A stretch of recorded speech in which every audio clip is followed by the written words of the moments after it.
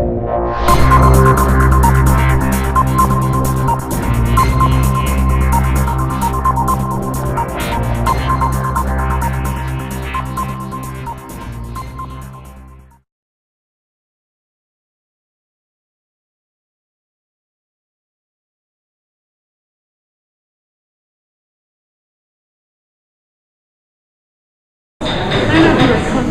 like to call the committee of the whole meeting of the Board of Education to order this time. Good evening, everyone. Thank you for attending.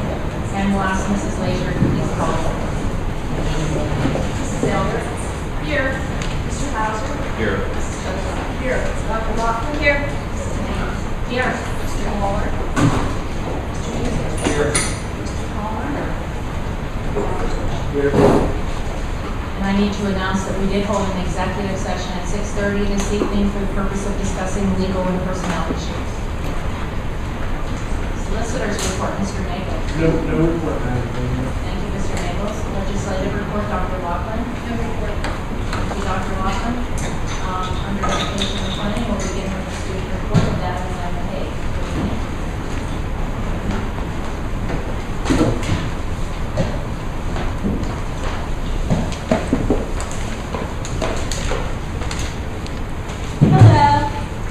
I would first like to thank you all for this opportunity. I've had a really fantastic time getting to present to you all. Okay. And so just thank you a lot. I think that it was really beneficial and I really enjoyed it. I'm talking about the Trooper Iwaniak race. Over 1,500 people attended Takeoff 2014 and there were over 200 volunteers, including from the high school, student council, SAD club, publications, video production, the drumline, and the softball team. Held at St. Vincent College, the 5K, 10K race, and 1 mile 5K fun walk honors Pennsylvania State Trooper Kenny Iwaniak and other DUI victims. Numerous Latrobe faculty members participated in the event, including Miss Megan Welty, who received second place overall on the 5K, and Ms. Wendy Hager, who took first place in her age group. The event raised over $90,000. All profits go to the purchase of preliminary test devices for the Pennsylvania State Police and other law enforcement agencies throughout the Commonwealth. To date, the Trooper Iwaniak Memorial Foundation has donated over 600 preliminary test devices. Hello. On last Friday, May 19th, 363 people experienced one of the best traditions in high school, which is obviously the prom. Students got to walk the red carpet on the auditorium stage in front of hundreds of friends and family for the Grand March, and that was fitting for the theme of Night on the Red Carpet. Students then headed to the Ramada for a full night of popcorn bar, chicken dinner, photo booth, great music, and of course a lot of dancing. It was a special night for everyone that got to experience it. And on that last note, I'd like to say thank you.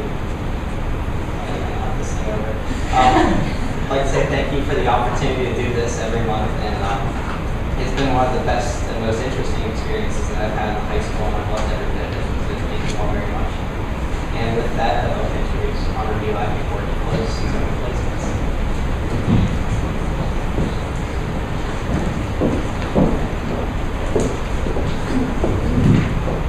Hello, I'd like to thank you all for this opportunity of being a school board rep for the next school year. My interests are in the student council, the junior class treasurer, the hot best editor, which is a school newspaper. I'm going to be in the news next year doing the weather every day. And out of school, I love being around sports. I'm a month away from getting my PIAA umpire license in baseball and softball and also basketball. So I'd just like to thank you guys for this opportunity.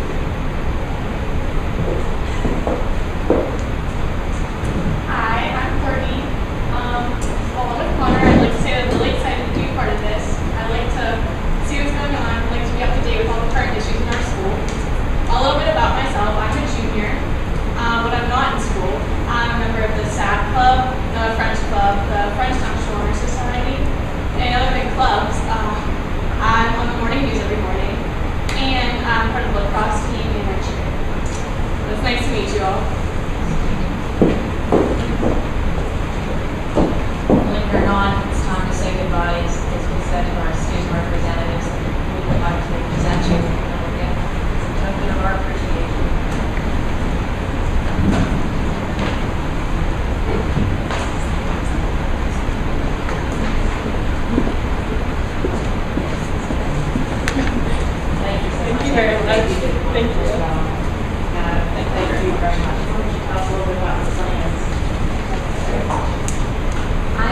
attending Wake Forest University to major in biology with a minor in German. Next year I'll be going to the Ohio State University with plans to be a major in business management and eventually go on to law school.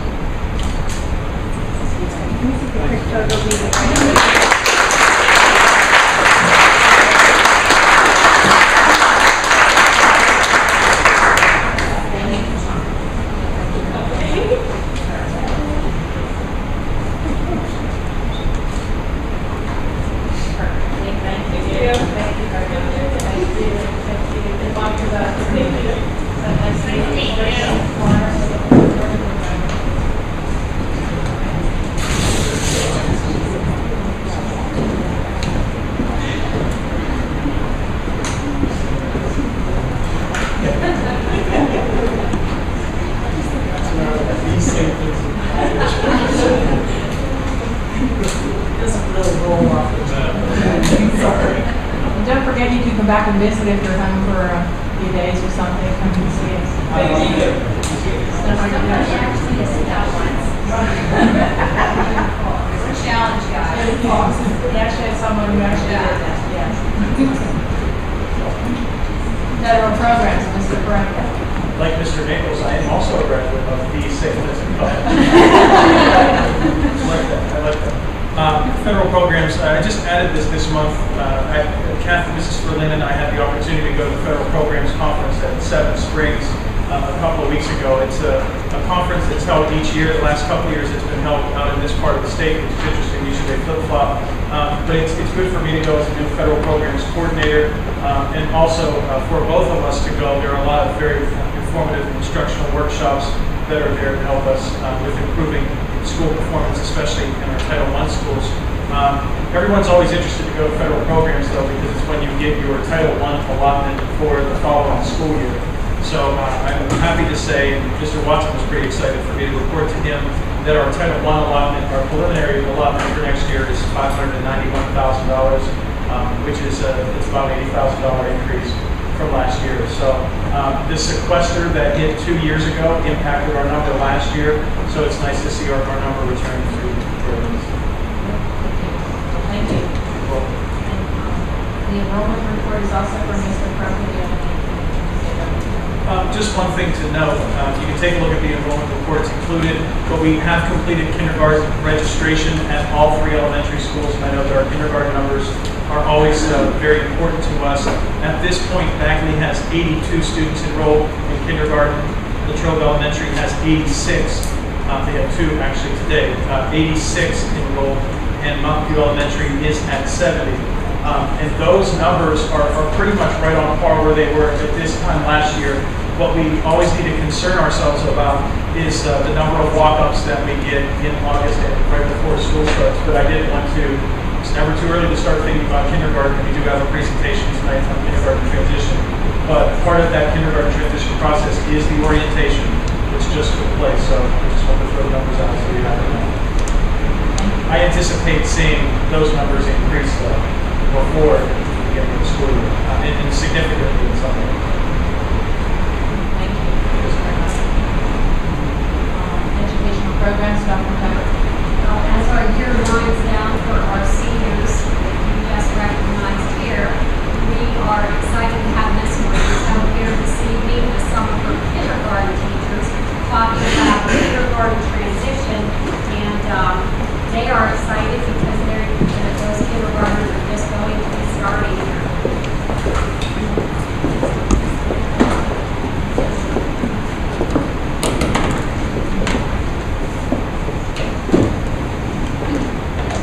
Hi everybody, good evening. While Jessica's getting my presentation up, I want to share a story. A few years ago, when I taught 4th grade at LES, my classroom was right down the hallway from the patio doors. The patio doors were the entrance where kindergarten students came into the building. In the first few weeks of school every year, my heart just broke because I could hear the children crying, and they didn't want to leave their parents. And I could just envision what was happening. You know, they were holding onto their parents. The teachers were motherly and caring, and they didn't You'll be okay. You'll get to see mommy later. And it used to break my heart. And when I started back at the elementary school this year, I kind of prepared myself for that. Okay, this is going to happen. This is a possibility. But boy, was I wrong.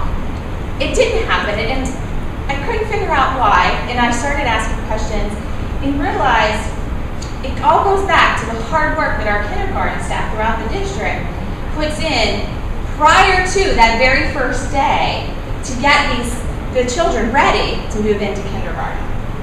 So that's what I want to share with you tonight. I want to talk with you about the kindergarten transition activities that we have here. And this is district-wide. This is not just Bagley Elementary School, but each of the buildings have their own spin on the activities.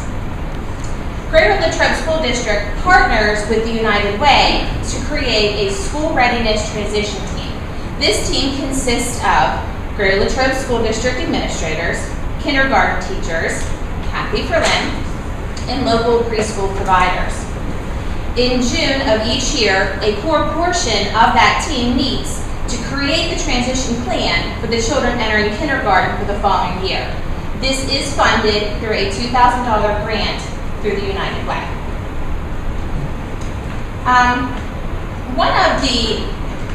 What is key in this program is the meetings and the relationship that the school district has the opportunity to build with the preschool providers. They meet 3 times throughout the year, which provides them the opportunity to align literacy and math instruction. It opens that line of communications with all parties, and they're all working towards that same goal. What can we do to make the transition into kindergarten seamless and painless? And developing these transition activities has proven to be very, very beneficial to help us meet that goal. We start in February with a parent information night. Parent information night is held here at the CSC. All the kindergarten teachers from the district present a PowerPoint that informs the parents of how kindergarten operates, the schedule, the expectations, curriculum. And then what we do is we break off into our separate buildings and answer questions that are more building specific. And then each family, before they leave, receives a book to take home to their child to kind of feel that excitement. Look what I brought home today. This is a book that's for your school, and they get to read it at home. We then move into March, where we have a family story night. Students and families are invited to their home school, and they participate in different activities in these different themes. Bagley's theme is Dr. Seuss. I had the opportunity to start the evening with a story time, and I read a book, a Dr. Seuss story, to the students. And then we break the students up, and they get to rotate through all of the different kindergarten classrooms, and they participate in different activities, they have a snack, and really what it is they're getting familiar with the library in our building, because that's where we start, and the kindergarten classrooms. And they have an opportunity to meet all of the teachers and interact with other students they will eventually be in kindergarten with. And you can see with our Dr. Seuss things, we have the story time there. And we, of course, have the photo op, which all the parents love.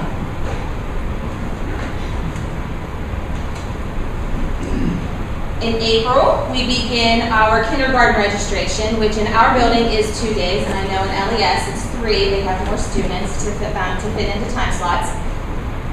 Guardians come and they get to complete all that necessary paperwork to get their student registered for kindergarten. They also have the opportunity to meet the school nurse, the school counselor, ask any questions they have with the school secretary because she's facilitating the paperwork.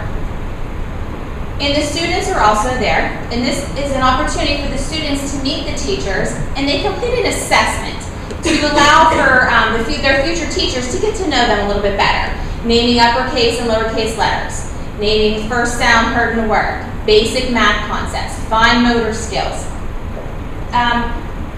The kids, the assessment, I want you to understand, the assessment is not used for placing students. You don't get to the end and the parent doesn't say, okay, do they get in or are they allowed to come to kindergarten? That's not it. It is truly to get to know what their strengths are as a student entering kindergarten. We had 70 students come for registration. We're now up to approximately 82 students registered in kindergarten.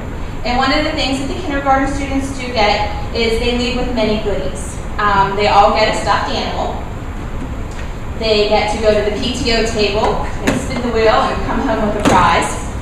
Spiritware is also available for them to purchase, and they leave with their own book about Bagley Elementary School called My School, and that is coming around if you would like to look at it. And it's a great book written by our teachers, and it introduces the students to the faces they will see in the building. So it's really cool. You'll get to see it as it comes around.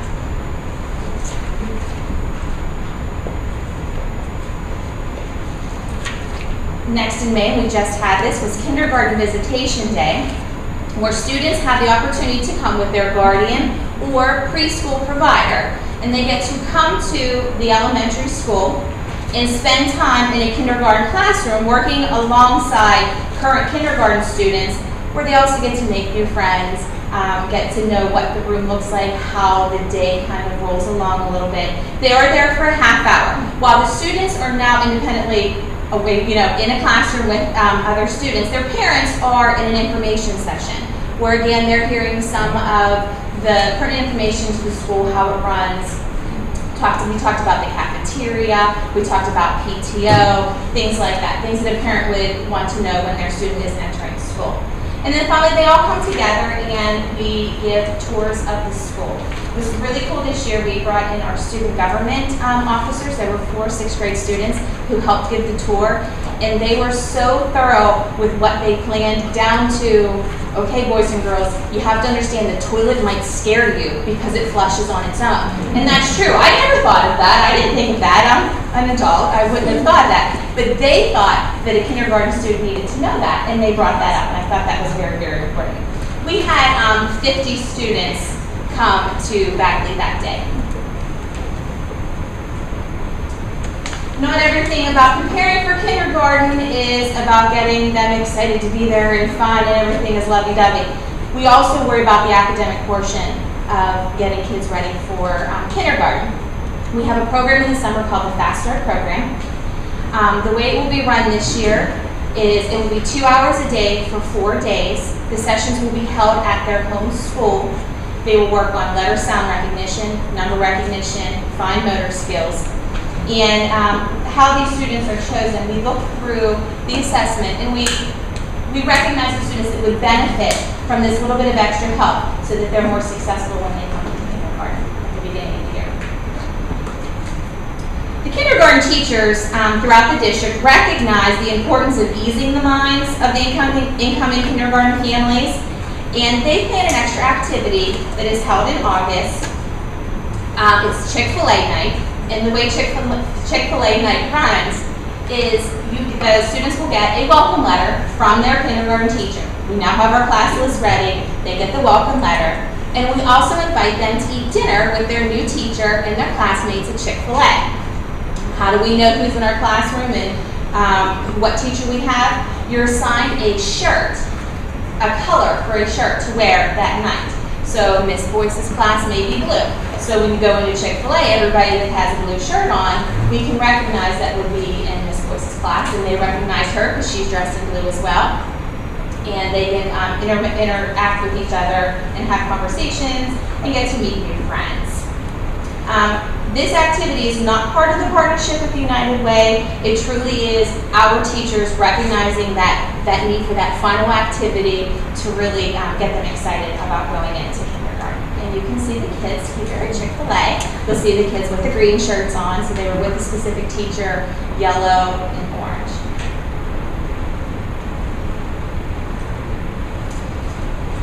We then, it's time to start school. And we have kindergarten orientation, which is the first 2 days of school, where students and their parents attend school for just a portion of the day. The students get to see their classroom, they get to find their seats. The most important part, and I am so thankful for this, is the transportation is confirmed with parents. I will tell you, I lost sleep before school started, are all of my kindergartners going to get home? Are they going to be on the right bus? When I was in kindergarten, I was that kid left on the bus because I was on the wrong one my first day. So I lost sleep over it. I was very worried. I am so happy to say that the teachers did a wonderful job. All my kindergartners got home, they were all on the right bus, they were all at the right house at the end of the day. So they did an awesome job. It's very important for them to do that. The way the kindergarten orientation works is only 2 classes come on each of the days. So if Miss Boyce's class comes and say Miss Brindle's class comes, those teachers stay with the parents and they give just a little bit more information, some confirmation on what's going to happen and how it's going to run. Tomorrow's your very first day. They're going to be here all day. They go through all of that information with them. The other students go with the other teachers and they get to read a story and learn how to use the restroom. Because like I said, the toilets flush on their own, the sinks come on their own, everything is activated. So they get to do that to make the kids feel a little more comfortable. After that, everyone comes back together, parents and students, in one class gets to ride a bus. We call that the VIP ride.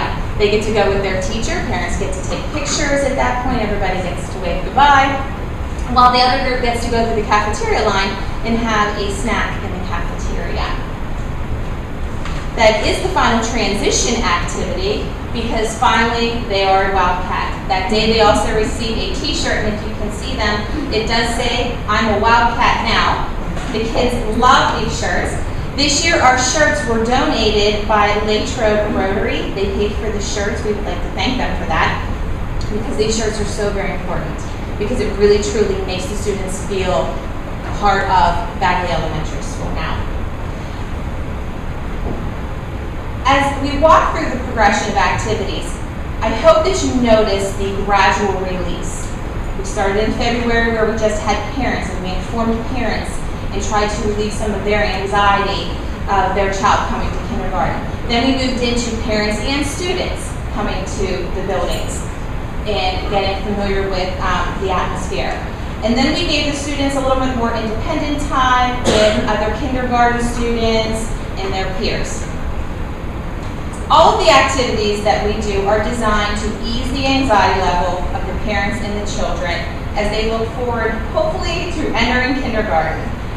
It also provides that opportunity to develop a positive family-school relationship, and I have witnessed that. My teachers, and I'm sure it's everywhere, but they are constantly on the phone, emailing, just confirming with the parents that everything is wonderful and everything is going well. All of this is done while our kindergarten teachers are still being kindergarten teachers, preparing our current kindergarten class to be first graders. So I commend them for all of the hard work they put into getting the students ready for kindergarten so that we don't have any more tears like I remember. I would like to introduce to you my crew back here, my support system.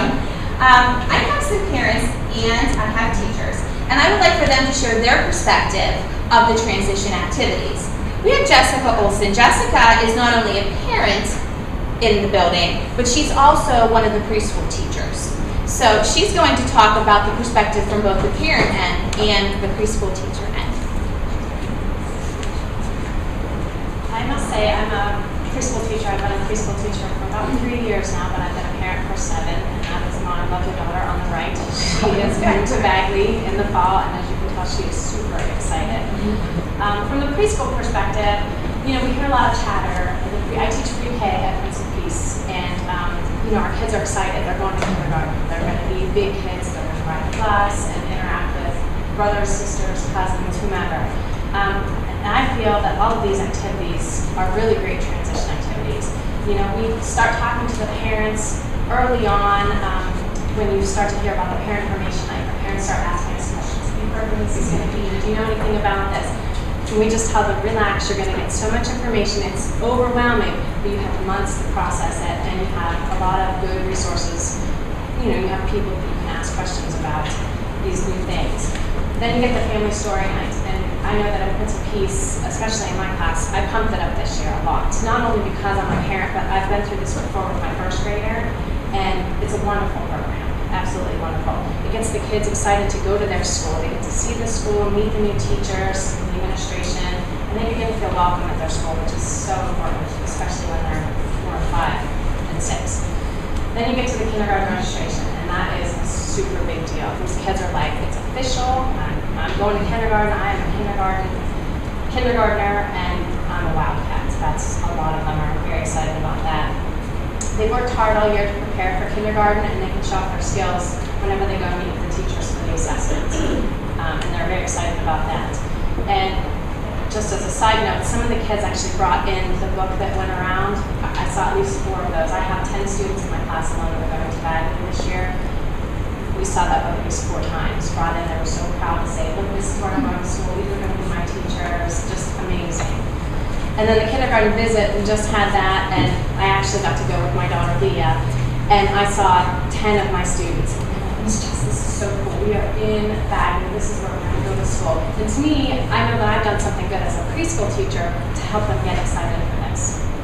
On the flip side of that, as a parent, sending your kid to kindergarten is so overwhelming. You're like, the baby's leaving the nest. It's kind of scary.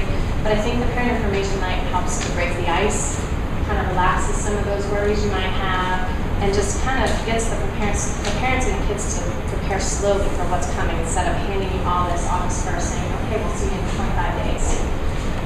The story night and the kindergarten registration, again, the kids get to meet with the teachers, they get to see the school, and I just think that it's an important step because, at least in my perspective, both of my daughters were excited, well, what's next on the calendar? What are we going to do next? What comes next in the kindergarten process? And after Leah got registered, she said, I'm ready. Let's go to school tomorrow. Can I go with Bailey on the bus? She got off at the bus stop, put her backpack on. I said, honey, you have to come to preschool. We have to finish our year. She was ready to go. And then finally, the Chick-fil-A night, when I took Bailey 2 years ago, it was awesome. I walked in as a parent and just saw, all the kindergarten teachers standing there. They all had on their shirts, and Bailey went right up. She had this voice, and she just was so excited because she got to see her teacher, meet some of the friends that were going to be in her class. I really think that this whole program makes a difference. The kids are excited, the parents get excited, and like I said, I'm a parent. I'm excited my daughter's going to be a Wildcat. So. We also have another parent, Carolyn Fry, who's been through this how many times? 3 times. She would like to share her perspective. I don't have much to add, I'm not gonna. I have a 10-year-old, 8-year-old, and 6-year-old, so my littlest one's in kindergarten this year. And when my daughter started, it didn't have all of this. I mean, it was still wonderful, great, all that, but it was a little overwhelming because it didn't have all that. So as a parent, you're like, oh, I'm crying, my daughter's leaving. So now with Matthew, my youngest, he has anxiety, he's very nervous, very shy, introverted. So for him, it made him much more comfortable to see everybody ahead of time, the excitement, and just as a parent to be able to see all of it and to know that your kid is safe and okay and in good hands, and where you can reach out to and how you can get involved. I'm probably too active in the school.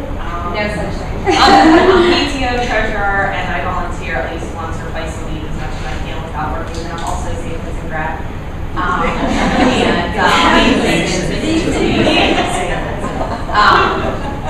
So as much as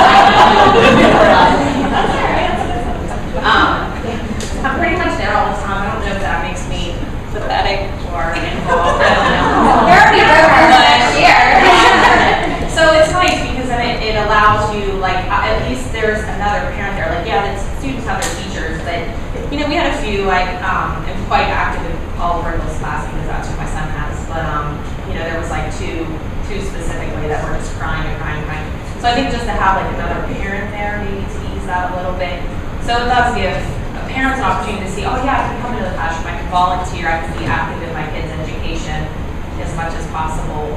So, but the other stuff, the transitioning things, it's different now than when I first went. So it just puts them more at ease. And for a mother with a child that has some anxiety there, it helps him out a lot. And he's perfect. I don't know what else to add, other than it helps the parents get involved as well. So not only a transition for students, but for parents as well.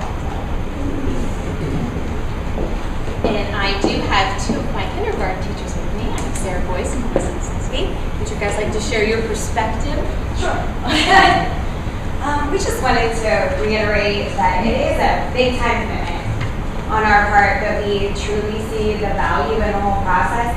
And I take a lot of personal pride in the cohesiveness of it all, that I feel like we really have it down now after a few years of doing it, and the other schools are doing the exact same thing that we're doing. Parents are starting to tell other parents that are coming up about the things that are happening. So through word of mouth, we're getting a lot more attendance. And I feel, definitely over the past 3 years, that I know those kids so well before they even come into my classroom. I can have real conversations with their daycare providers about them because I know them. They know me. And I think it's also really alleviated the worry about who your teacher is going to be. Because we know them so well and they know us so well that they're not necessarily worried about getting one person over another. There's just a real general sense of comfort that I think just can't be replaced. I'm along the same lines. I see great value in every aspect of it. We look at the parents come in, you know, this year I have a whole different perspective because my tie is coming to Bagley. And, you know, I've been able to experience this with him as a teacher that knows all the ins and the outs, and it's still an overwhelming process. And, you know, I was watching him walk away with one of the teachers at kindergarten registration, and it was just this, you know, he's growing up. He's like, I can't believe he's coming to school. And, you know, that is me as a kindergarten teacher. I'm in that. I see the kids come in. So I can't say how valuable I feel about, you know, the parent perspective and having them come in and learn the information and giving them the ease that they're safe in kindergarten. And we will take care of your children as if they are our own. You know, and then the students, as we said over and over again, it's so beneficial for them to come in and see faces, see buildings, see rooms, you know, ask questions. And you can see that, you know, we always talk about having butterflies at the beginning, those first couple of days. And when they come in and they recognize a face, it helps to alleviate some of those butterflies. And then as far, we really haven't noted much on, Mrs. Olson said a little bit about the actual preschool. And I just wanted to briefly speak about how important that is, because meeting, you know, the 3 or 4 times a year that we do meet, we're able to really align our curriculum with the preschools. Therefore, they understand our expectations of them coming into kindergarten, and they can work with us and they can align their curriculum to meet our expectations and vice versa. So it's great to have that relationship where we're able to share academics as well as you know, everything else. So. There was one thing also that when Carolyn mentioned it, I realized that we didn't put it on the slide. When she talks about, you're still going to have some tears. I mean, that's just the fact of life. It's still very different and they're very young. But the district also provides substitutes for us the first 2 weeks of the school at every building that are shared among the classrooms. And that's just invaluable when somebody is sick. Unfortunately, the first 2 days of school and they can't get down to the nurse on their own, there's a capable adult that can bring them there. There are never too many hands in kindergarten, and that's something that we truly appreciate from the administration, that support, because it makes our jobs so much easier. And thank you very much for your time. And I promised Kathy Freeland that she wouldn't have to talk, but she is here because she needs to be recognized for her role in all of this. She truly is the liaison with the United Way and the preschool providers, and she's who keeps us all in order and gives us our deadlines, and this is when things are going to happen. Let's go, girls, let's get moving. So she truly needs to be recognized for all of the hard work she puts in to making this successful as well.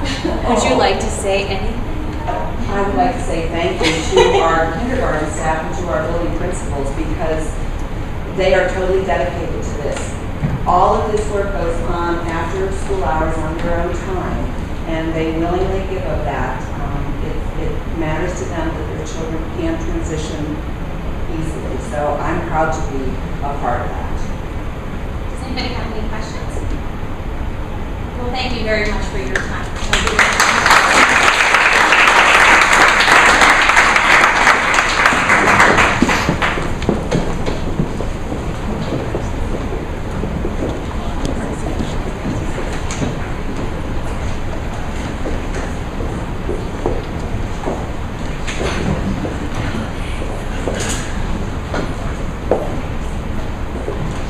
Thank you very much as you're leaving. We appreciate it very much.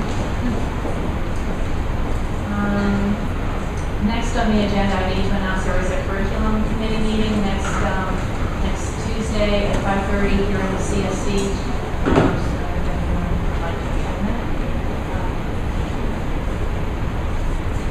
On your agenda for next week will be approval of the extended year education services, the new story, Goodwill, Northwestern Pennsylvania, and NHS Human Services Schools, and that's pretty much an approval, right?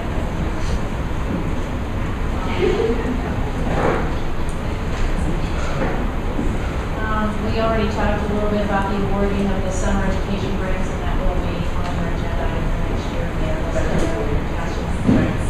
that I couldn't get that, and I don't think anyone else has any trouble.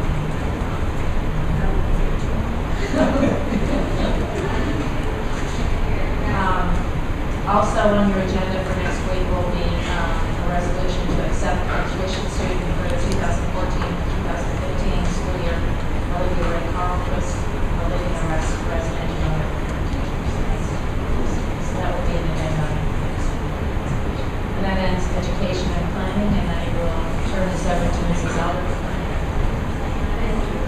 We're going to turn the finance agenda upside down a little bit. At the finance committee meeting last Wednesday morning, we had a presentation by Mrs. April Copus from the Westmoreland County Food Bank. And she's here this evening in our Food Bank, Land Bank. Okay, sorry, Westmoreland County Land Bank.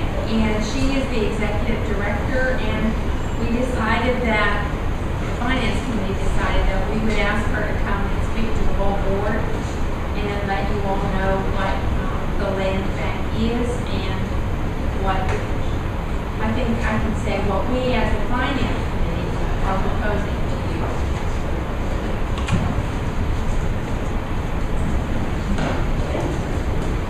Is there a way to run on the computer or no? Sure. Okay. You know, it's the only thing on there. Yeah. Thank you.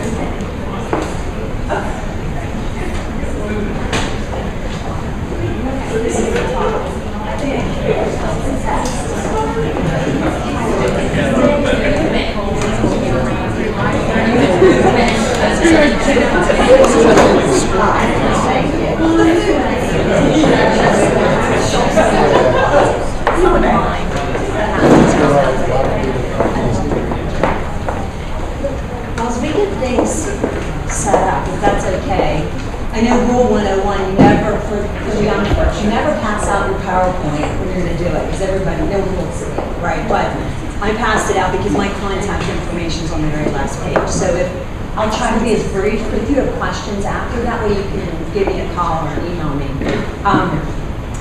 Again, April Copus, the county's redevelopment authority's executive director, as well as the newly formed Westmoreland County Land Bank's executive director. Two really positive observations being in the audience. I think of all the meetings I've been to, this is the coolest boardroom. I mean, of any meeting, it really is. I thought I was in the wrong place, so you should be applauded. And secondly, it's nice to see young adults here and participating.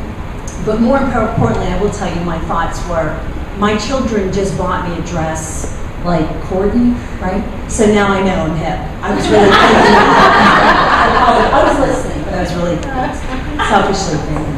So thanks for having me. And again, I'm a quick talker. I'll try to go through this quickly. I know you have a large agenda, a nice budget presentation from Mr. Watson. So, but jump in if there's questions, because I want to answer them while I'm here. I put some statistics in there just because I like data. I'm a data geek. What we're talking about here is slum and blight, right? So I'm going to show you some photos. You've probably driven past slum and blight. There may be some in your neighborhood. I live beside a foreclosed home. And you know, I would like to say decent neighborhood. But it shows, you know, research does say when things are vacant, foreclosed, tax delinquent, I mean, you're looking at close to 10% that it saps your property value. So those are real figures, what's happening in our community.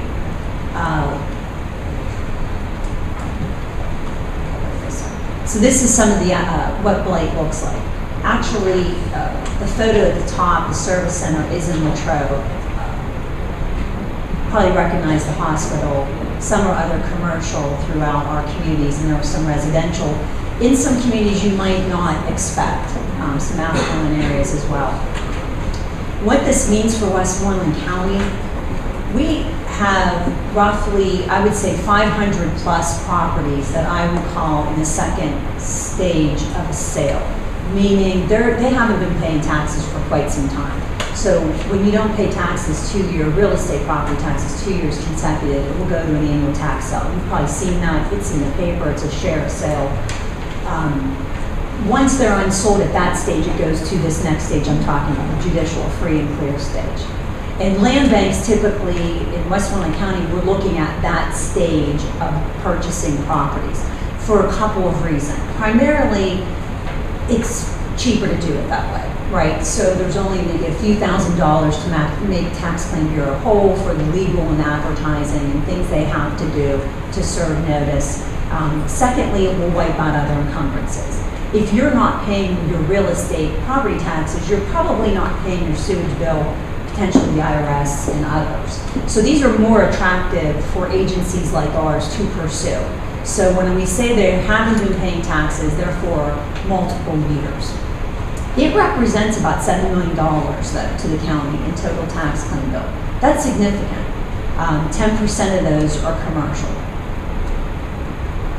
So what is a land bank? If you've never heard of it, it's a governmental entity that would do just what we talked about, focusing on converting those vacant, tax delinquent, abandoned, foreclosed properties and getting them back into productive reuse. Getting them back on the tax rolls is the name of the game.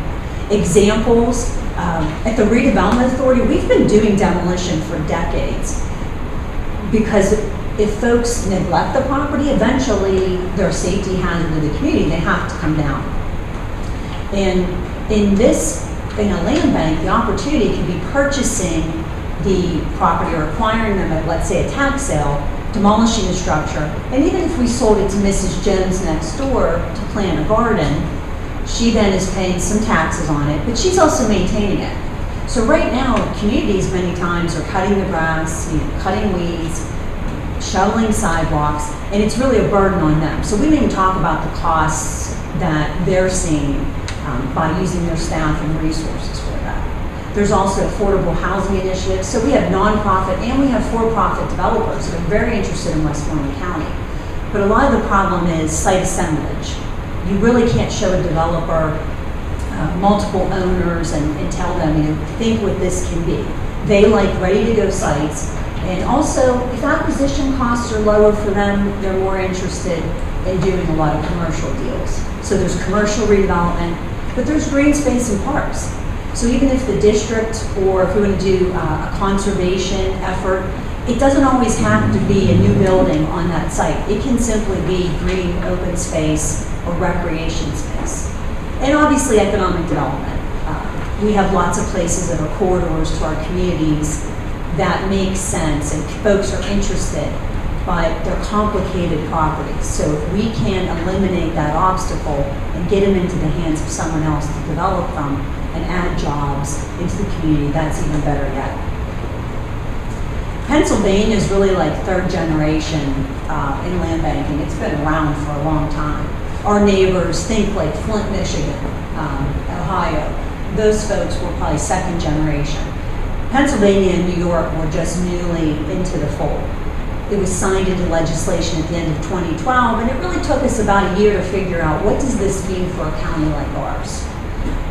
So our county commissioners adopted a countywide land bank ordinance at the end of 2013. The legislation really says you can be 10,000 persons or more, but we talked to those communities that have that criteria, and they really don't have the resources. They have the problem and they have the interest, but they just didn't have the resources. So they came to the county saying, we would participate if you would establish a countywide. So they did. My board is actually 7 members, so there are 5 redevelopment authority board members and then 2 at large. So it's its own entity tasked with redevelopment efforts through the land bank. We've really already gone through operating plan. We called everyone to the table, including some school district representation, municipalities, affordable housing, conservation, economic development, and so on, to say what should a land bank be in Westmoreland, what should it not be. And from there we determined we really wanted to have deliverables. So we were only taking a maximum of 10 communities in what I'll call the pilot phase to participate. We have those 10. So that's real good news. So we knew there was interest, but, and I'll explain why later, municipalities have some things that they have to agree to, monetary as well. So knowing that things resources are slim, that's a big effort on their part to join in so quickly. Really, we're at the stage where we're looking at those short list of projects and having communities weigh in on priorities. And we need local leaders like you to do that as well. Your opinion matters on how things will be repurposed. And I put fundraising, but really we're applying for a lot of different dollars, right? There's no money for this. There is no revenue source, there's no added tax from the state. Other states have that. So we have been very proactive in obtaining additional funds to leverage so we can actually do projects in those kind of communities. The Redevelopment Authority has given $50,000. Each municipality contributes $5,000, so that's another $50,000. Additionally, we're going to the state for 2 different programs, some to do rehabilitation of homes. So we found out when I started, demolition is what we know, and that would have been the easy answer. But we were finding out the inventory, potentially rehabilitation and resale of single-family homes makes a lot of sense, especially for young families that are looking at these areas. But they need some modern updates. They really just don't have the wherewithal, to move in. We're also seeking foundation dollars. And I think all told we'll have a nice amount of project money to leverage in these communities, which is, I'm very encouraged by that. This is really scripted to say participate in the land bank. This is more for municipalities. Municipalities, as we said, make a financial contribution. So Latrobe's already one of within your district, a participating member. They've contributed, they've adopted these other stipulations. They also need to maintain the properties when they're in the land bank. So that was significant to us. We really don't have the staff to do that countywide. So they're probably properties they already are maintaining in some shape, or fashion. They're willing to continue doing that as a match to the program. Where the school district is a very important partner, as I said, in the strategic repurposing of these properties. What is asked of the school district relates to the future tax revenue sharing. So when a property is purchased, and again, the target is going to be these very tax delinquent, they're not going to pay taxes, because the property owners can at any point still come up to speed with their tax bill. They'll have penalties and things, but at any point they can do that. So these are going to be ones that they even, whatever reason, had to walk away from them. I mean, we should know, they're not bad people, but they've fallen on hard times or potentially have died, and then families live out of state and just really aren't interested in what needs to be done with them. The future tax revenue is stipulated at 50% for 5 years. So that's once it's transferred out of the land bank into someone else's. Again, Mrs. Jones in the garden. So when she purchases it for 5 years, 50% is shared with the land bank. The other 50% would still be split by your millages from the 3 taxing bodies. Year 6, it's 100% to the taxing bodies. That helps the land bank do further acquisition and further projects. So that was something Pennsylvania and I believe New York as well incorporated, because a lot of other land banks didn't think that out, to have that sort of recirculation of dollars. Additionally, they look at the realty transfer tax when it's transferred into the land bank to waive that on the properties that they're purchasing. However, when it's sold out of the land bank, which is the goal, why you're bringing it in is because you're selling it, where we don't have the capacity or the dollars just to buy up even what's on the list. We just really don't have that wherewithal. And it doesn't make sense. There would have to be strategic reasons to put it into the bank to try to get it out. So whether we pre-sell it to the neighbor next door, or we have conversations with someone who's willing to redevelop it and do the investment. Or if we rehabilitate it ourselves and then we can sell it to a family or someone to live in the home.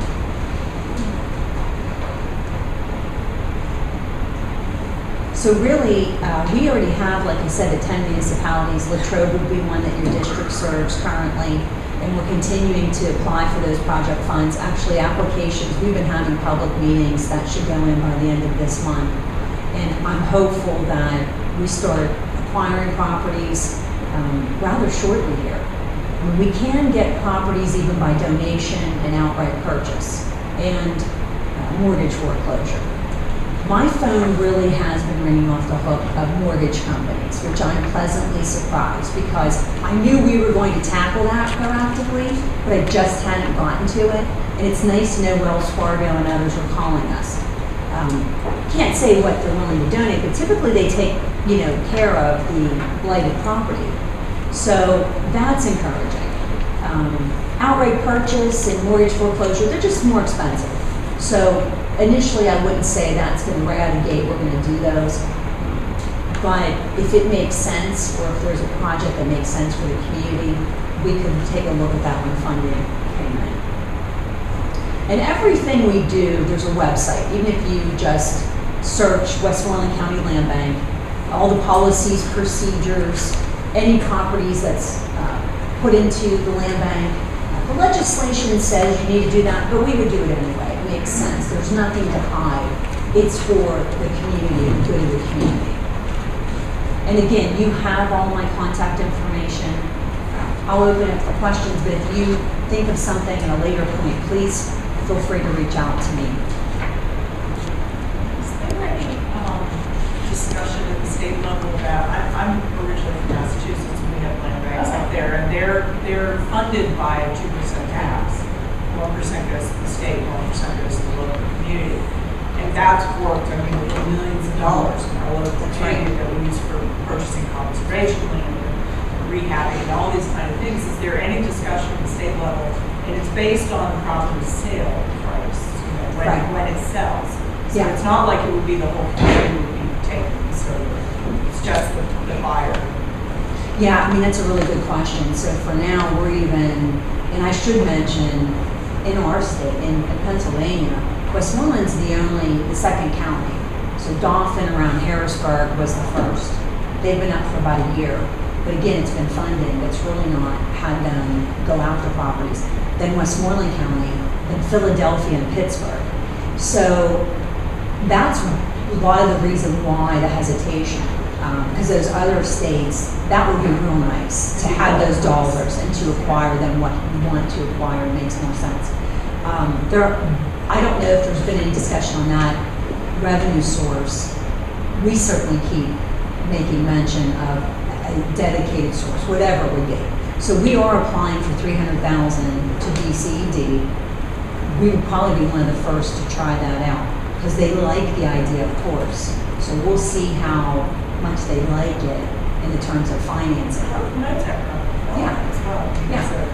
kind of a real network. Right. So we're looking at, in that regard, some residential rehabilitation, but our commercial areas that have upper floor housing or need of redevelopment, we also put that component in there for that request.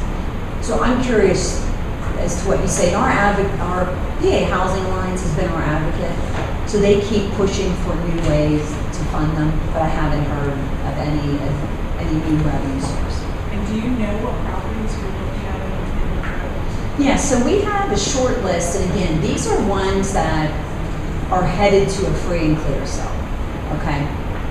Not to bore you, I learn a lot from tax claim, but those properties, because we say they're complicated, they can head over to bankruptcy, they can head over to mortgage foreclosure. So we're really not looking at those. We're looking at ones that are on that path, yeah. And I think my short list was about 7 working with them. So there's a mix, primarily the residential, from what I recall. So none of the big commercial? No, like the gas station I showed was one. Unfortunately or unfortunately, it was purchased. But as I drove by the other day, I think it went almost back out at the administrative building. It has a for sale or for rent sign. So the cycle continues. And I don't know anything about the new owner. I don't want to be judgmental, but that's part of the issue is that at these unsold, folks are walking away. So we're not going to see less. Like I mentioned, 500. That was last year. It's probably going to be, we're going to continue to see more and more and less folks. Because if somebody wants to redevelop it on their own, the land bank steps aside. I mean, it's not a way to compete with private reinvestment. By all means, if you have the mechanism.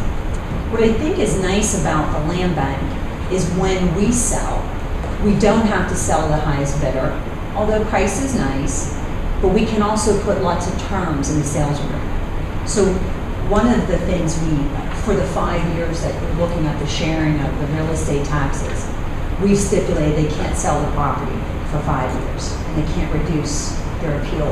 They can't appeal for reduction in assessment. That way it was, so we can specify how many, jobs or what you need to do the property versus just sell it to whomever.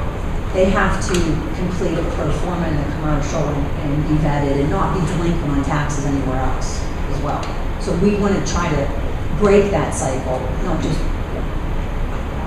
yeah.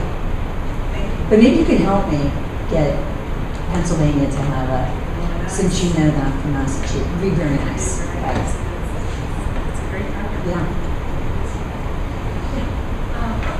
The slide that you had with the requirements of the participants, what the municipalities have to do, that slide explains why you want action from this board, because we would have to agree with the things that the municipality, in this case Latrobe, has already bought in and has given you $5,000. And we're not being asked to make a financial contribution, but we are being asked if we will to buy in so that Latrobe can give you the 50% That's for right. 5 years, and we will also give you the 50% for 5 years. Is that correct? Right. So if you want to be a municipality, your school district needs to agree. That's exactly right. So I don't know if I didn't make that clear.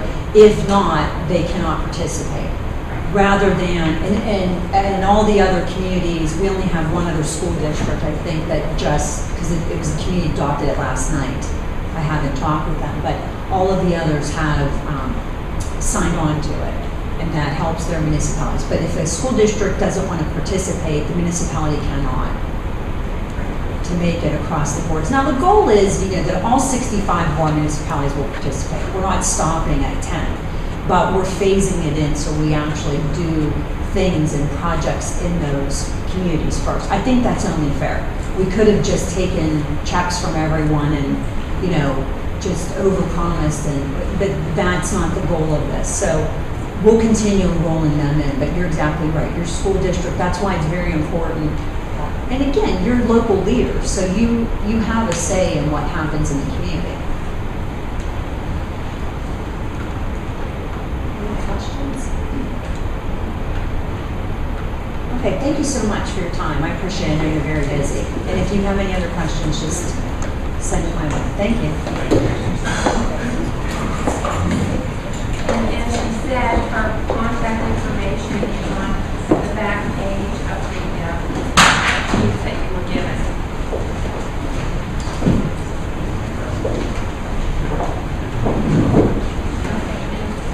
resolution that we would be adopting next week is also attached. And we'll ask you to look at that, and if you have any discussion about that, before we act next week.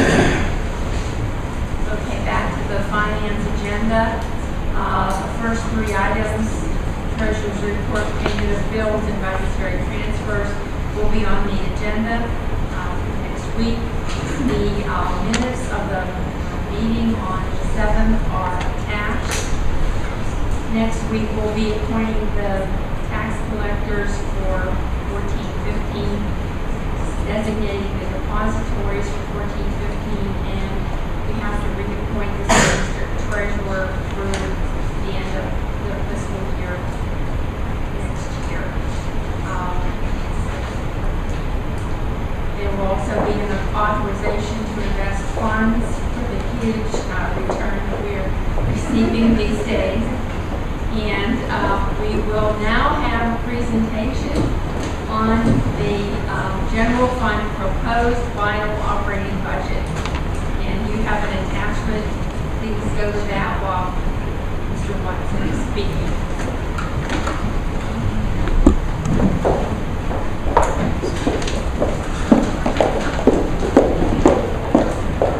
I know we've had a lot on the agenda, so I'll try and keep it brief.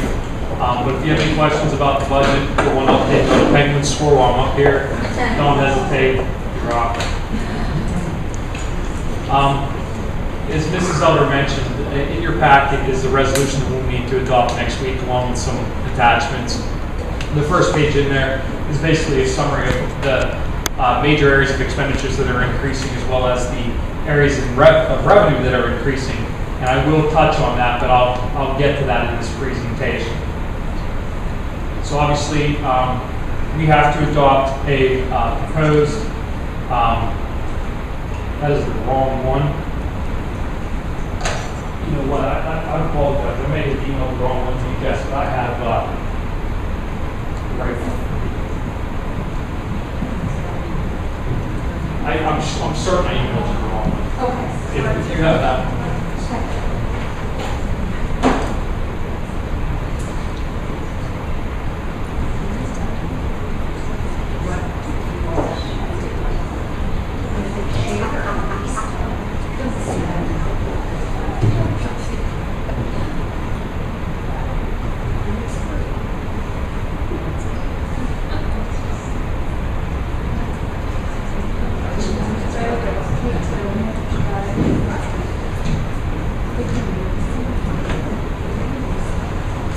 Okay, now we got the right one. Okay, dodged a bullet on that one. Okay, so basically what I wanted to do is take a real quick look. We did this last year, and I think it's important to go through and just review some of the previous year budgets, some of the actual expenditures, because I want to talk a little bit about teachers' retirement again. I apologize. Every year I talk about it, but unfortunately, every year is a major issue and a driving factor in our financial decision-making process. And again, unfortunately, it's going to continue to be a driving factor in our decision-making process in future years. So what this slide shows is our expenditures in 2009-10. Okay, if you back out the retirement, that's the only line item that's been eliminated from this figure. You can see that our total expenditures in 2009-10 were a little over $47 million. You'll get the theme of this after a couple slides. In 2010-11, if you back out the teacher's retirement, you can see that our actual expenditures were a little under $47 million, $46,950,000. That's a $246,000 decrease, which is about 0.52%.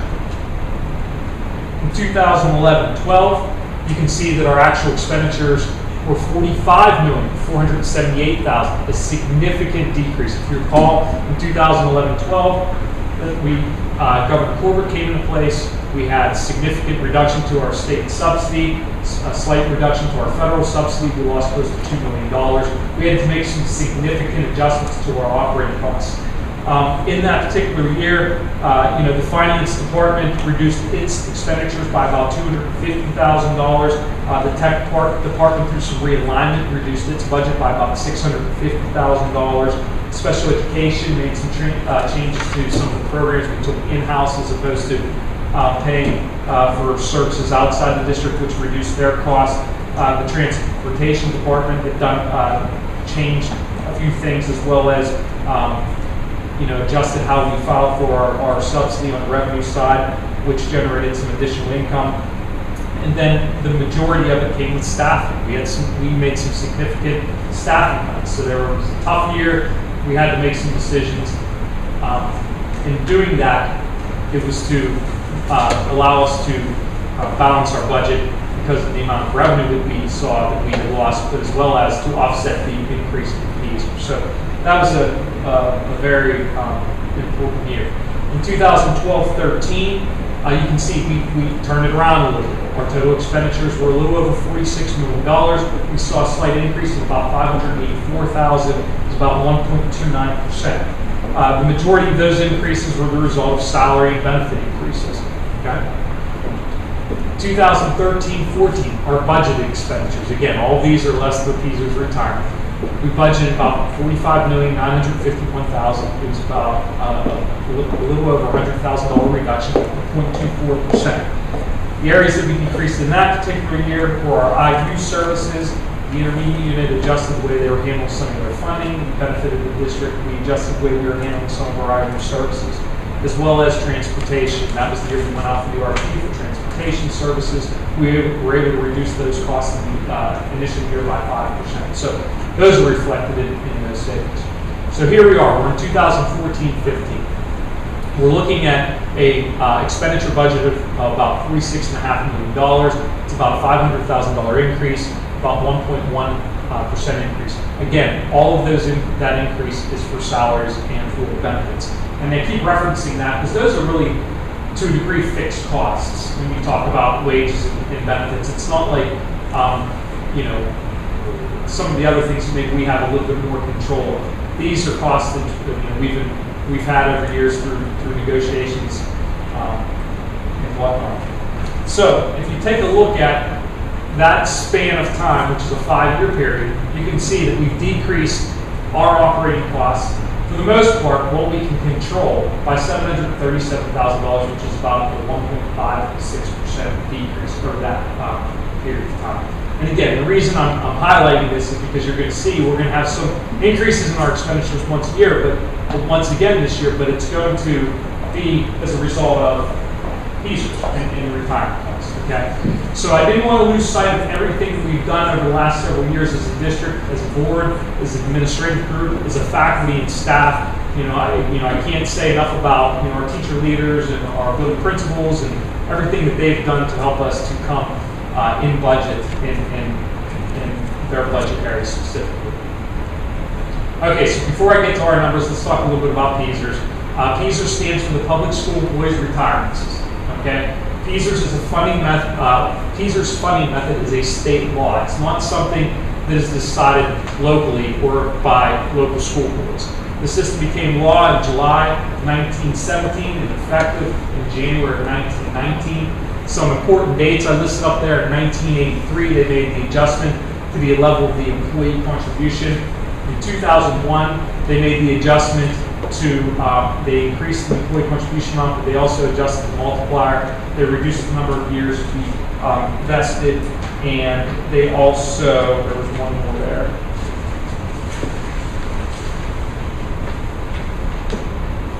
They increased the amount of premium assistance. The reason I highlight that, those changes specifically in the 2001 year have had long-term ramifications, okay? They've increased the output of cash that is needed to meet these outstanding liabilities. In 2011, though, we took a step, or the state took a step to adjust some of the issues that we're facing financially, and they created new classes. So now anybody hired after July 1 of 2011 has a higher employee contribution. It's on sort of a sliding scale. Because I know I've mentioned this before, but I'll just summarize real quick if you recall. The retirement system is funded in 3 areas. It's funded by employee contributions, it's funded by employer contributions, and it's funded by return on investment. And that's where we've really been hit because of the economy. Return on investments have not been at the level where they have been historically, so that those shortcomings need to be made up in certain areas, and obviously the only area that can be made up in is the employer amount. Finally, no local control. I just wanted to touch base. It's not subject to collective bargaining. The state government dictates contributions, benefit levels. It's not controlled locally by the school. Okay, so if we look at the PESER's retirement impact, if you look back in 0506, the employer contribution rate was 4.69%. The net employer cost, and the reason I say net is we get 50% reimbursement from the state for any output that we, or any expense that we have or that we pay out for these retirement costs. So our net employer cost in 0506 was $557,000. In 2013-14, that rate is now 16.93%. Okay, that is a 330% increase. As you can see, it went from $557,000 to $1.8 million. So that is eating up a significant portion of our budget, okay, and has a significant impact on the decision making that we do here day to day every year.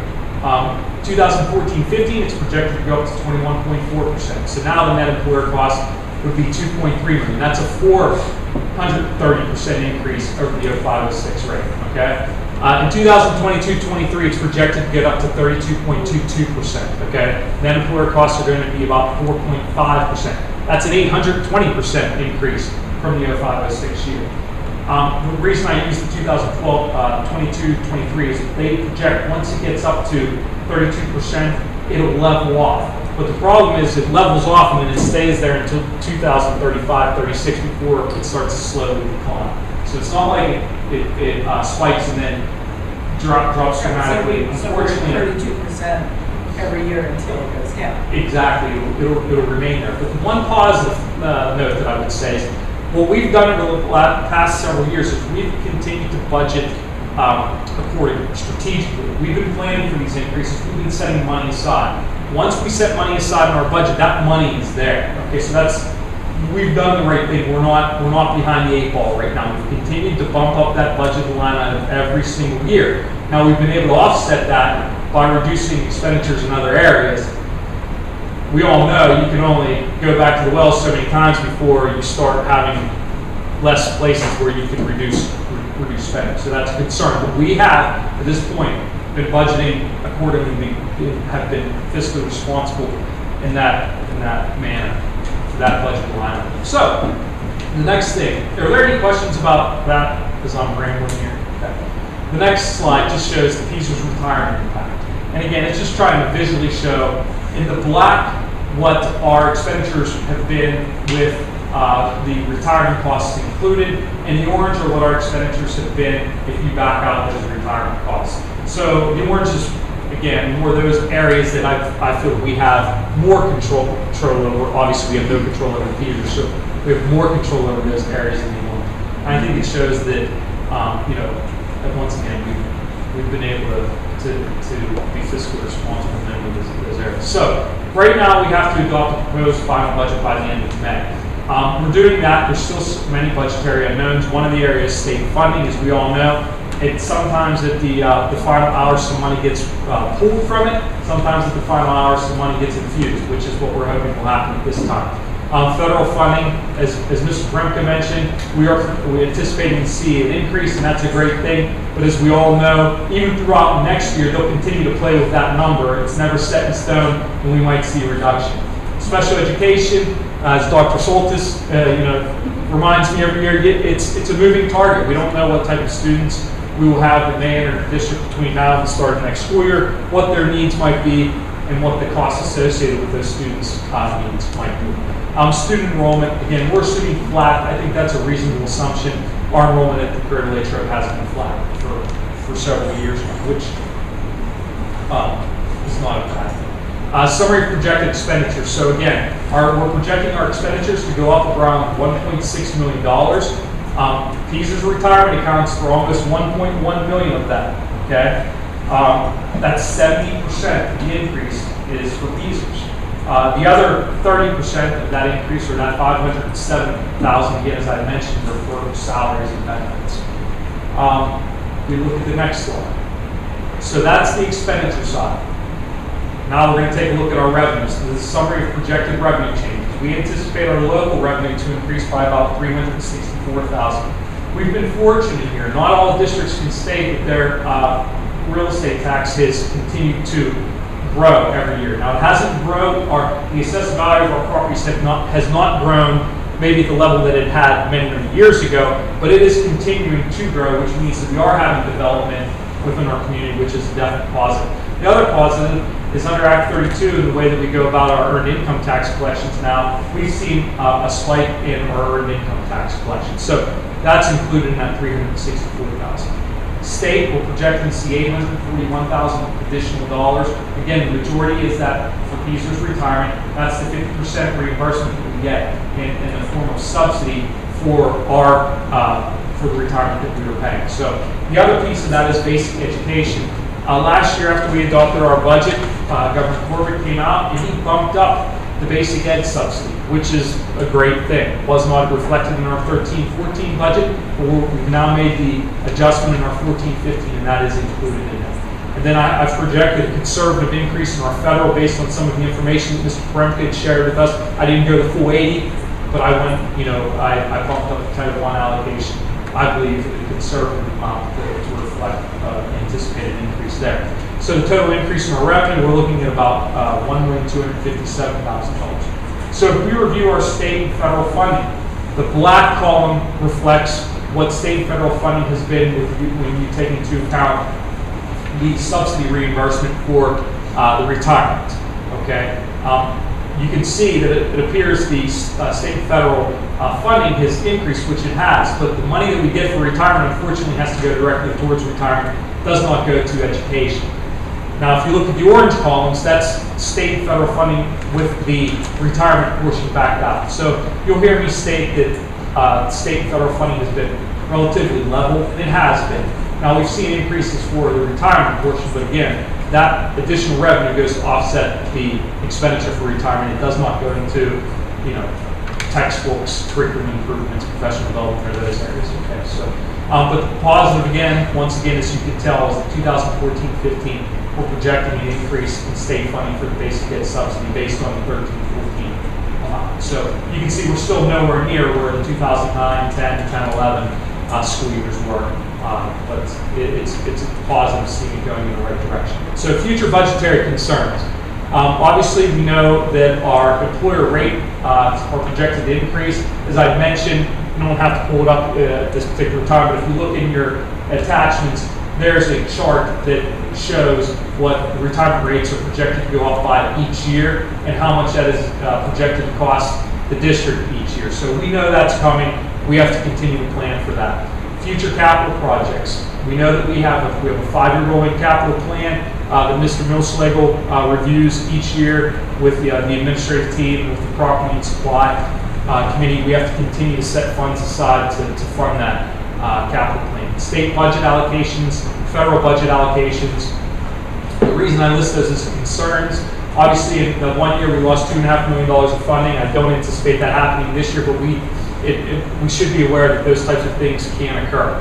The Act 1 index, which basically caps the amount that the school board has the authority to adjust taxes by, that's something that we have to keep in consideration. Early retirement incentives.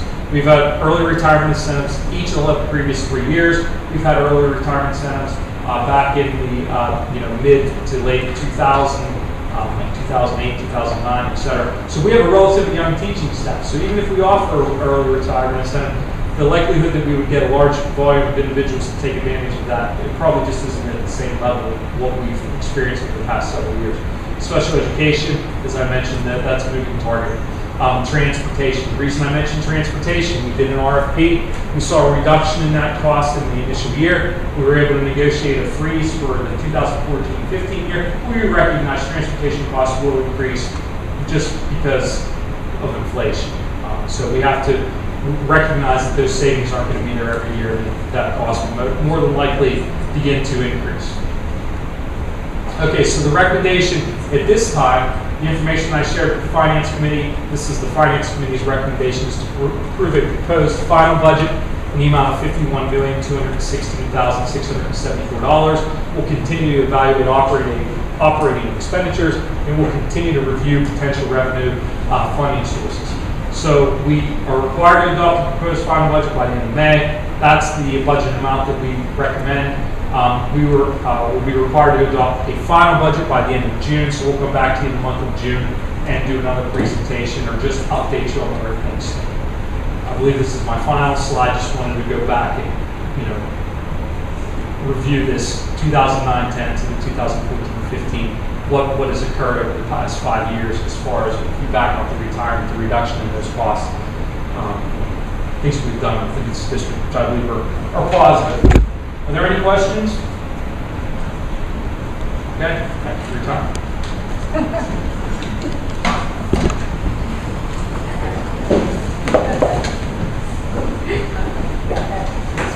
As Mr. Watson comes back and everybody gets back to their seats, there are a couple of things that came to mind while he was speaking. Just as our contribution is fixed every year, the teachers make a contribution as well, and that is fixed. Even though the latest class of employees have a higher rate of contribution, the teachers have been paying the same rate, but it's the rate that is set for them by the state legislature. So they don't have any responsibility for this huge difference that exists. And I think that should be made clear. Because remember, there is no local control. That means local control by teachers as well as local control by boards. And all of that money that is partially reimbursed by the state comes from all the taxpayers in the state. Therefore, all the taxpayers are sharing that huge liability. And the state legislature every year doesn't do anything about that. And I would urge you all to be reading your daily communiques from the School Boards Association, where you can see that newspapers around the state are talking about that. Allentown, Pittsburgh, Harrisburg, we get them in that communique from all over. And the one that got my eye was that pensions aren't sexy. Well, we taxpayers better start thinking that they may be the sexiest thing around because it's hurting all of our pocketbooks. And finally, the question that I think is in everybody's mind would be paying for this. And what are we proposing about that? For this budget, are we going to disclose that or knowledge?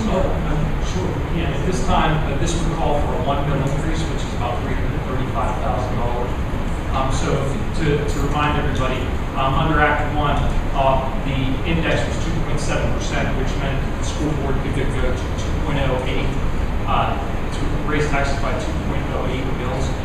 This time, based on all the numbers we've had available to review, we're recommending a 1 mil increase.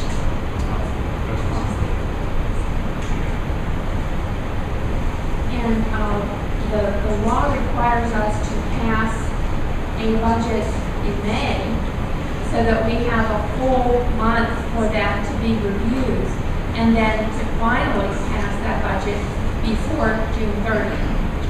And the problem with all of that is that the state legislature has some deadlines as well, but they often don't meet them. And the newspapers will tell you about a lot of proposals that are being made by the gubernatorial candidates. They will also tell you that statewide education associations, PSBA, NASBO, etc., are urging all of the school districts in the state to view those proposals with a great degree of conservatism, I think might be a way to put it. Mostly because in April, it turned out that there was a much bigger deficit in the amount of money that had come into the state than the state had expected, even though the organizations in the state that look at that deficit don't agree on exactly what it is. but everybody agrees that it's much higher than they thought it was going to be. So business in the state is not recovering as fast for our other entities that contribute to state tax collections. Okay? Anybody have any questions about any of this? Okay, then we'll move on with the agenda. Gifts, grants, and donations, an $18,000 project fit. Excel Health in-kind donation. That is the money that is being used for the area outside the junior high school, and that is part of what is being done at the complex behind the high school. That will be completed as the rest of the project is completed. And we have a required change in meal pricing, which will be on our agenda, and you will all recall that with the new rules for federal payment for food, there were certain requirements that have to do with raising the prices every year. The Finance Committee has also looked at the prices of the prices being charged by the other school districts, and that will be on your agenda next week as well. Mrs. Boyd is present tonight. Mrs. Boyd, I don't know if there's anything you'd like to add to that, or No, just that it's mandated by law every year that we raise lunch prices if our average lunch price is not meeting the federal requirement. And this year, our average lunch price is $2.23. The requirement is $2.65. So since we are less than what is required, we have to increase it by 2% plus the annual inflation index, which is 2.27%. So when you do that calculation, it does come out to be a 10-cent increase for lunch. And I'm also recommending that we increase it for breakfast as well for the next phase of breakfast regulations that are coming into effect next year, where students have to take a fruit with breakfast just like they need to do that for lunch. Thank you. I'm having a hard time understanding this. We have to raise the price because the government tells us we have to raise it because we're not charging it. Is that what it is, or we don't have enough revenue to pay for it? No, there's What's the deal here? I'm confused. Totally. The goal was $265 this year, and that is the difference between the federal reimbursement for paid and free students. And that's a moving target every year because our reimbursement changes every year. So that's why they're requiring us to raise them.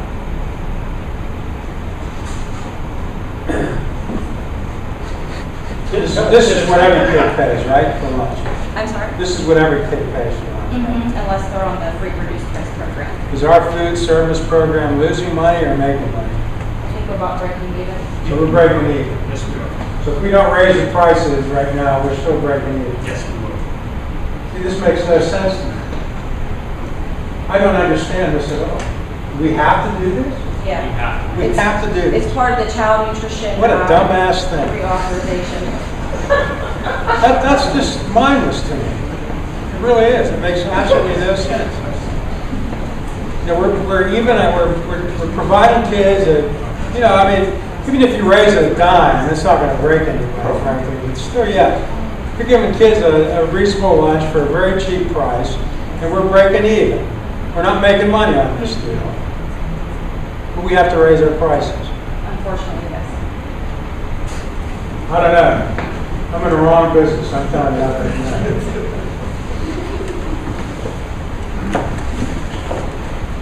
I don't get it. Anybody else get it? Am I the only dumbass? No. I'm a dumbass. I don't care.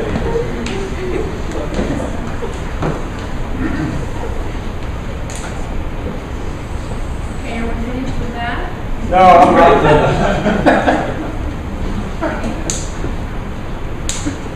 Since we've already had the first part of the finance agenda, we'll do the final report. Thank you very much, Mrs. Elder.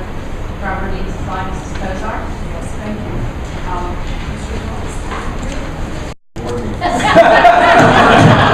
Mr. Answer my question,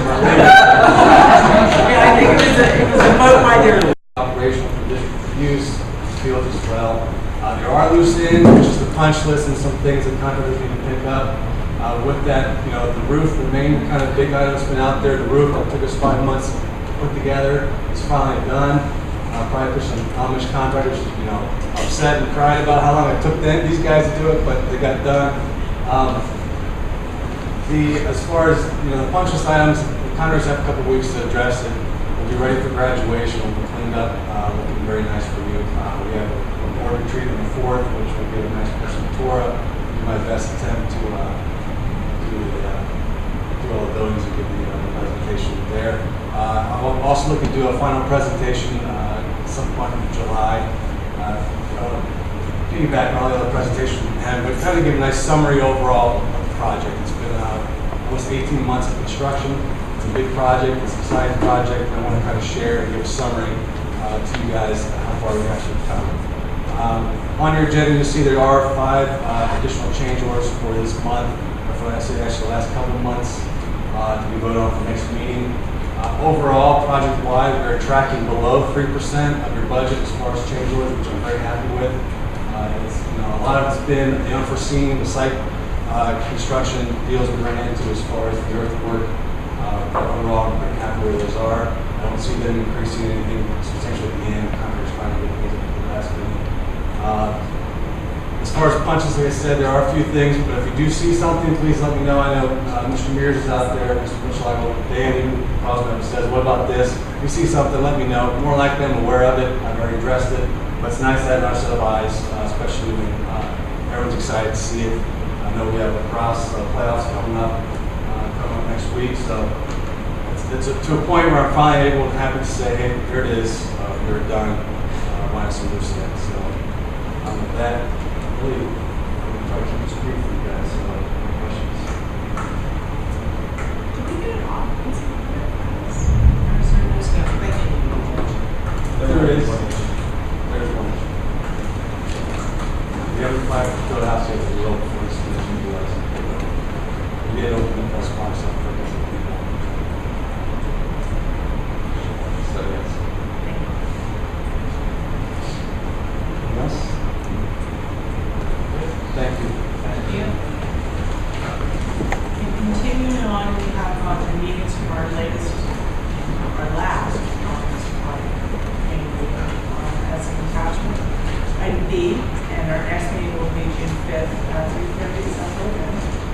We have the opening and award bids for paving, repair, sealing, and paint.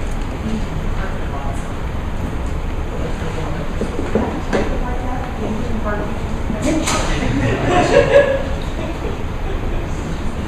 Would you like to discuss that, Mr. Wilson? I can just give you the numbers. The bid opening was on Friday. K Gold Corporation of Latrobe was a little bidder, $20,149.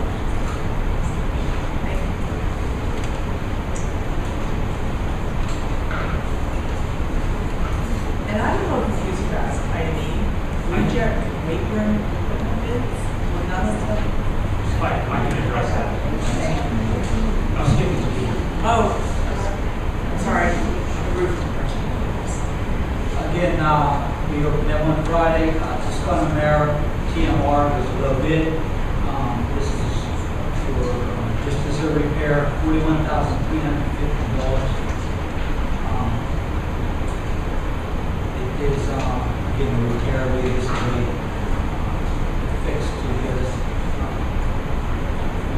part of this roof at some future times. It's an issue.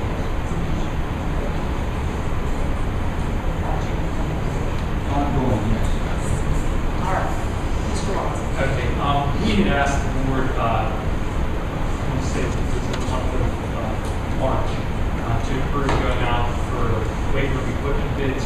We did do that. We received 8 bids. Of the 8 bids, 4 of them were complete bids. When reviewing the bids with a smaller committee, we became aware that we needed to adjust the scope of the bids. Some of the items that we had on there weren't going to work. We needed to make some adjustments. We didn't necessarily have the space. We also wanted to adjust from a rigging system to a rack system for weightlifting. So what we'd like for the board to do at this time, we have the ability to do this through our bid specs, our bid conditions, is to reject those waiver bids. We've since refined the bids, removed some items, adjusted some things. Rather than going out to bid again, what we ask the board for approval to do is to make this purchase directly from CoStars. CoStars is a state, approved state contract site that you can make purchases of this nature through without going out to bid. What we recognize is there's certain make and model of equipment that we prefer, that we felt would meet our needs in last years longer. So we wanted to focus in on that, and we felt that the best way to do that would be to go through CoStars. I can tell you that the bids came in around $55,000. That seemed to be the price that the majority of the bids came in at. We had some that were much higher, a few that were slightly lower, but the purchase through CoStars would be through G&G Fitness, and the amount of that purchase would be $55,000. So we're asking the board to, rather than go back out to bid again, make this purchase directly from CoStars, which is a state approved contracted, the state contracted for this site. And just to remind everybody, we receive Steward Day money. Normally we set that money aside for this purpose to purchase this equipment for the new athletic complex. So it will be directly to this. And then G is to approve the change orders for the athletic wellness complex. And you can see what's here.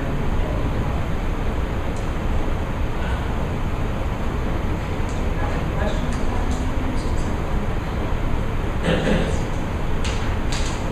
The biggest one is asphalt paving for the stadium. Which, I can agree on maybe that we need that finish the project. So,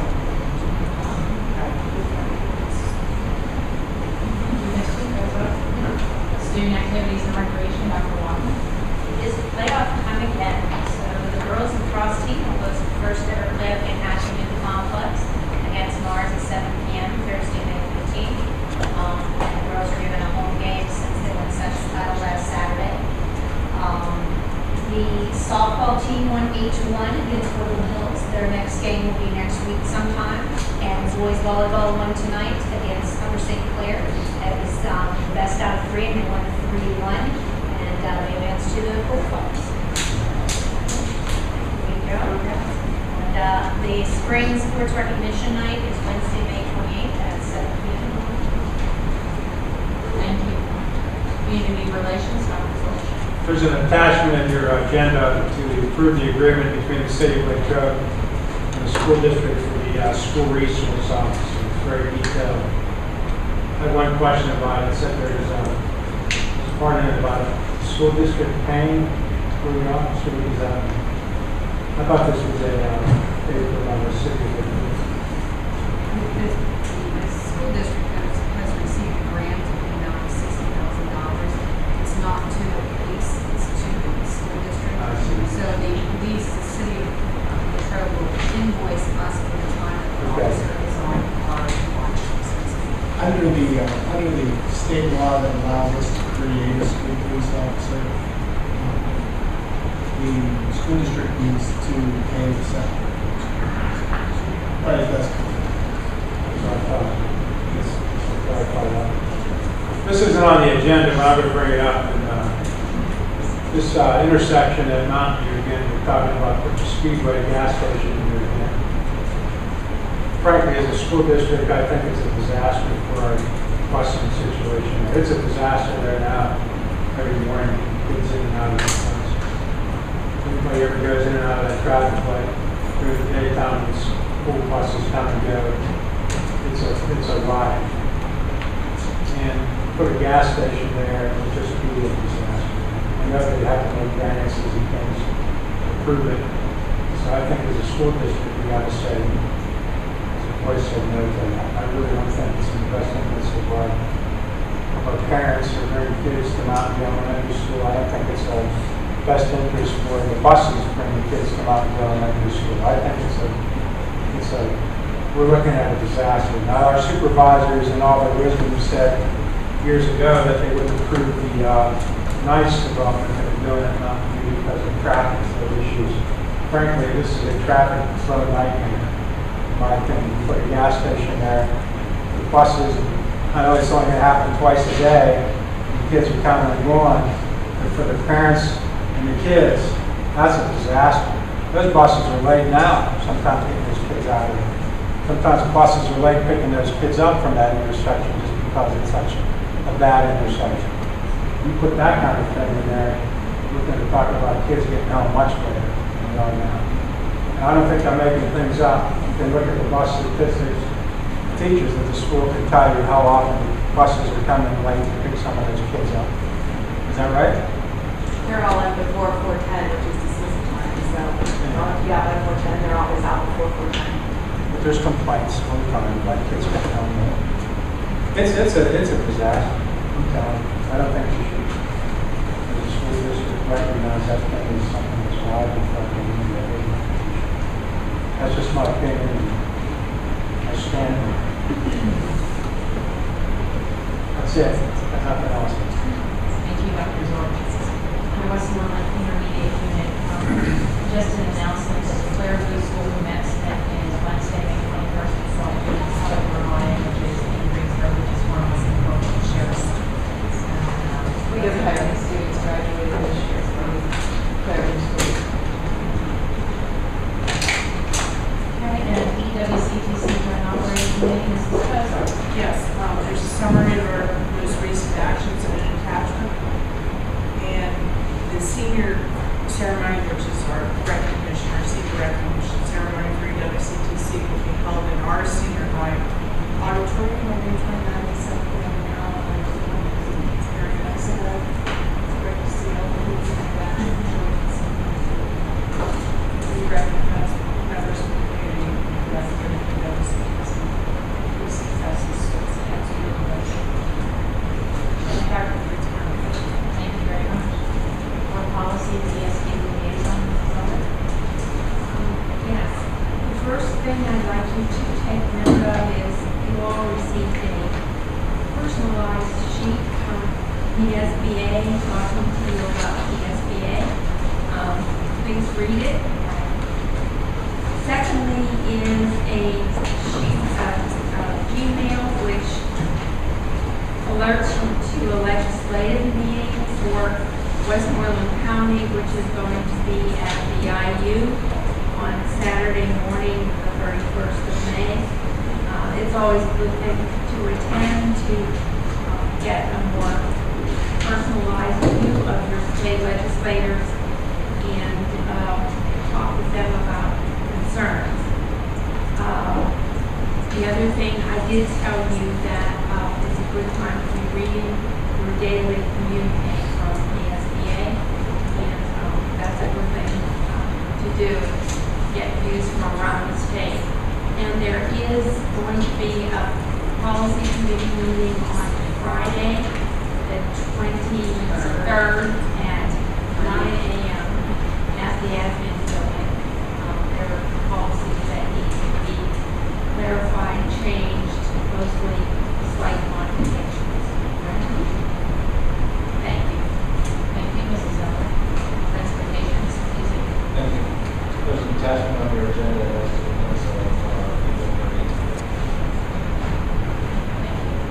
Mr. Palmer's not here. There will be a technology committee meeting prior to the committee of the whole tonight at 6 o'clock, and we'll be getting minutes from that.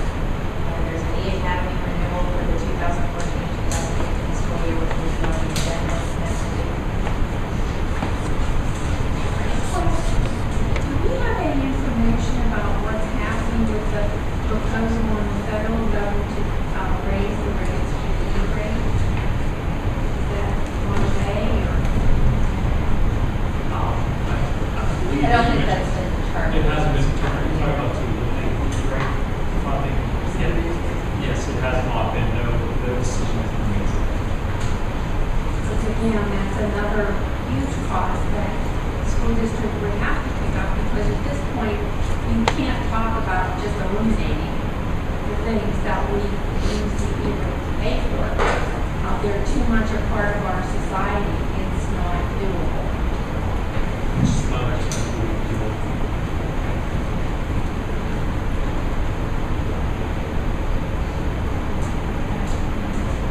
Superintendent's recommendations, Mrs. Flesch. Next week on the agenda, I asked the board to approve 3 resignations that are listed. 2 for personal reasons, Sarah Frederick for junior high school cheerleading coach, and Tanya Godino, who is a family consumer science teacher at our junior high school. But in addition, we have 1 retirement, and I believe only 1 retirement this year, and that is Constance Laser, our board secretary. And there will be many times between now and June 30th when we have an appropriate time to say thank you to Connie. But she has been the board secretary since I've been here in 2008, as well as to my knowledge since 1999. So for 15 years. I would like to offer my personal thank you to Connie for everything she's done to support me in this position. But I know that many of you have thank yous to her as well. So over the next 2 months, I know that those things will happen. But because we will be voting on the resignation and we were announcing it tonight, I certainly wanted to take the opportunity. In addition, next week we hopefully will have an appointment for a confidential secretary position that we have open, as well as somebody to hopefully replace Connie in the board secretary role. In addition, the on-the-road driver education instructors, which we do on an annual basis, these are the same 5 names that we had last year. These are teachers within the district who teach driver ed on the road in addition to their teaching duties.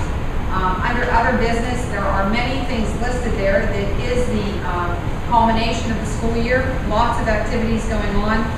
We will be having, as somebody mentioned tonight, a board retreat on June 4th, and we're going to ask the board permission to advertise that at 5 p.m.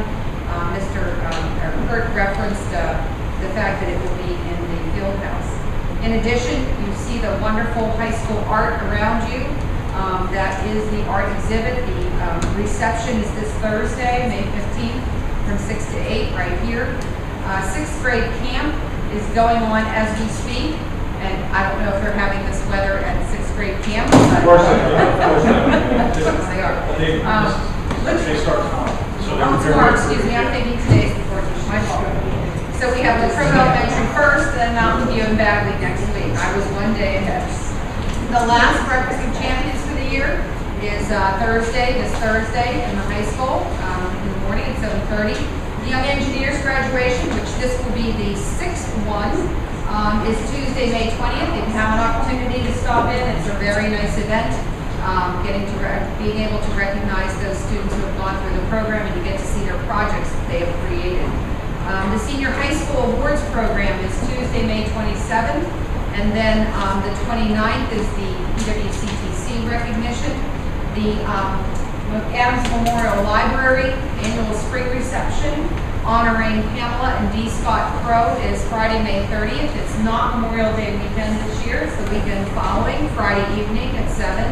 And then we have our regular board meeting next Tuesday, and then our meetings in June. Please note they are a little later, and that is because it's 1 week later, and that's because of the approval of the budget. So the first meeting committee to hold is the 17th, and then the regular meeting is June 24th. So that's 1 week later than normal. So please note your calendars with that. That's all I have. Thank you very much. I'd just like to say how pleasant it is to meet here with all the hard work. I think it's absolutely phenomenal. And I'm just amazed at looking at the talent the teachers can bring out to these students. Please, with the principals, please pass on my congratulations. Honestly, it's just wonderful. Anything else you want to say? Yes, I'd like to say that I attended as it turned out, all of the musical presentations at LES last week, because we went early for the first one we wanted to see and had to stay for the last one, so we saw all of them. And they were wonderful. I was very impressed and think that our two new teachers at LES are doing a great job. The students were extremely well prepared, well behaved, and sounded great. And I heard a lot of positive comments from people in the audience around me, and it's wonderful to be part of a school district that devotes so much time and talent and money to the arts. Thank you all. Anything else? Okay, we are adjourned. Thank you.